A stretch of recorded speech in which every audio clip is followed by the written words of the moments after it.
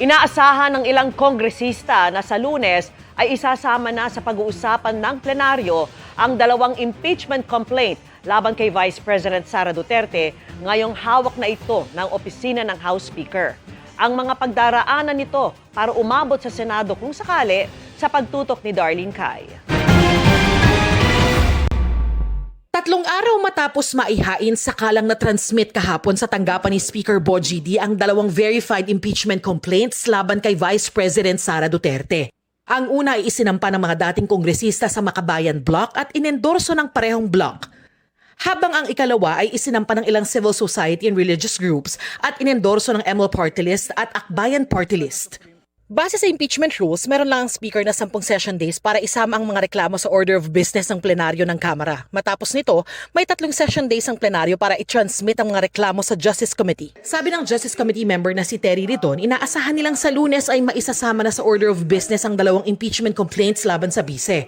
Sabi naman ng committee chairperson na si Jervy Luistro, pwede pa ring humabol na maghain ng iba pang reklamong impeachment laban sa bise. So long as wala pang nare-refer sa Justice Committee, let us remember that the process of initiation is completed by the referral of the plenary of the impeachment complaint to the Justice Committee. Ang isa pang pwedeng mangyari ayon kay Ridon ay ang fast track mode kung saan 1/3 ng Kamara o 105 na mga kongresista ang mag-e-endorso ng articles of impeachment laban sa bise bago direktang ipadala o i-transmit sa Senado. Pero sabi ni Luistro, dapat maingat sa paraang yan lalo't idiniin na ng desisyong inilabas ng Korte Suprema ang pagsisiguro ng due process para sa bise. Kasi dyan nagkaroon ng requirement ang ating Supreme Court in the first decision na dapat mabigyan ng notice ang respondent at dapat mabigyan ng pagkakataon ng respondent to file an answer to the impeachment complaint, no? That is in as far as the first decision is concerned.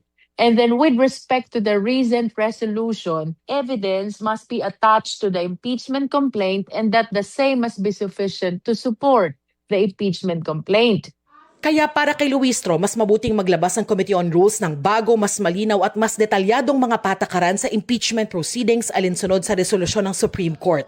Tiwala naman ang mga complainant na may sapat na basehan ang mga reklamo laban sa bise na halos kahalintulad ng mga inilatag ng ipa-impeach si Duterte noong 2025. Kabilang dyan ang culpable violation of the Constitution, betrayal of public trust, bribery at commission of high crimes dahil sa umano'y maling paggamit ng 612.5 million pesos na confidential and intelligence funds ng Office of the Vice President at Department of Education, gayon din ang umano'y tangkang pagpapatay ng bise sa Pangulo, First Lady at dating Speaker sakaling may mangyari sa kanya.